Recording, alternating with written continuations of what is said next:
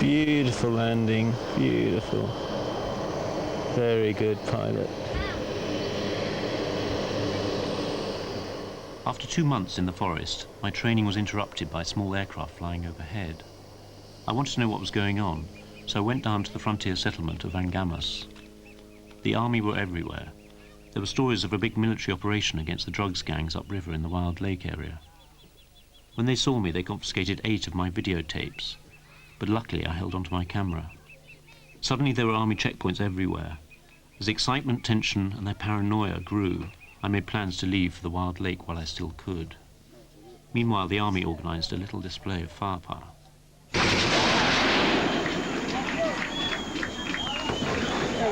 So the army's enjoying itself anyway, and so is the community. Everyone's treating this as quite good entertainment, especially the Mat says. I've never seen anything quite like this before. That's the target there, floating by on a little raft on the river. And the army are somewhere in the darkness following in a canoe and shooting at it.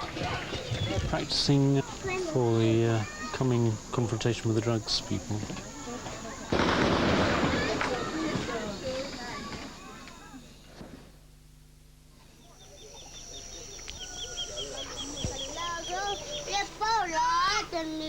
The next morning, Armando and I had to make what was potentially a very dangerous decision. It was now or never to make a break for the Wild Lake before the full army assault began. We would have to slip away quietly without picking up Pablo. It was heartbreaking to think I might not see him and his family again. I've just been given a little warning by someone who's a Brazilian. He's just come from Palmeiras downriver in Brazil, and he says there's virtually a war going on now. It's certainly building up to a big battle. We've just had a helicopter flying over, a Brazilian helicopter. The commander here, the major, has been officially advised that it's dangerous to go up the main Javari. We're actually branching off to the Galvis, which at least makes us not in the centre of whatever battle's going on. But I'm hoping the battle, or whatever confrontation might happen, it's going to be a distraction for these drugs people. It might actually work in my favour.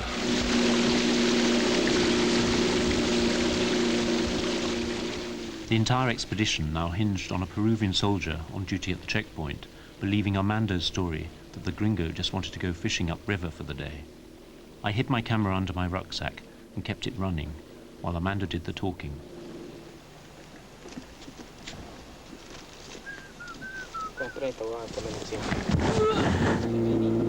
We got through. All I had to worry about now were drug gangs on the run, alligators, tigrillos, and a giant snake. We just got to hold our nerve now and keep on going up and up and up and up.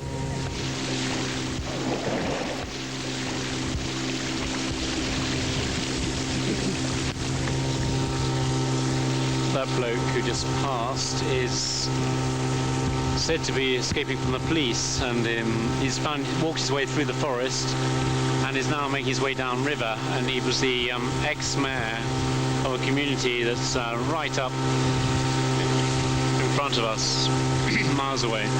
And he's escaping with his gang. They're just coming now.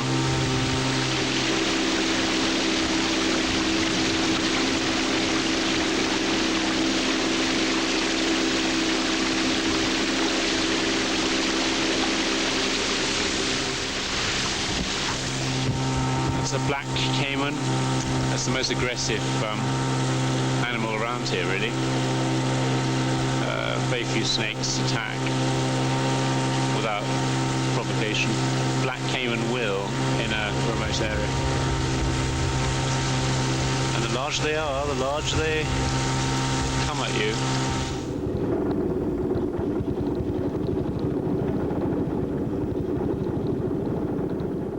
This was all new territory to Amanda and me.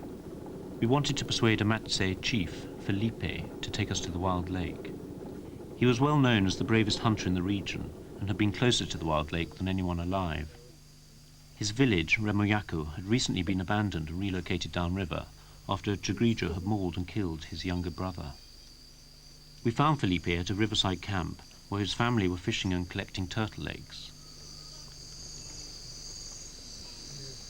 They were all very worried that his camp might be surrounded by Remo orcas, one of Peru's last uncontacted tribes.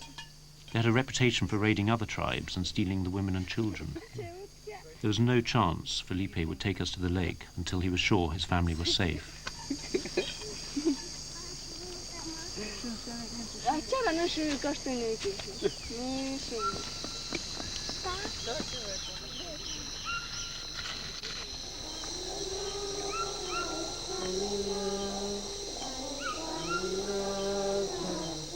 I think the women have taken this very calmly, actually, the whole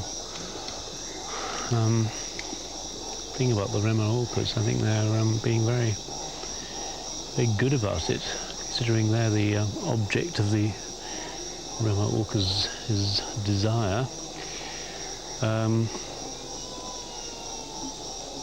What they would do if they follow normal procedure is that they will kill the men, it's us, and just whisk the women off into the forest. And children particularly, they value children like anything because they can be taught that much quicker than Remo ways. So let's just see what happens, but I don't expect they will actually try an attack.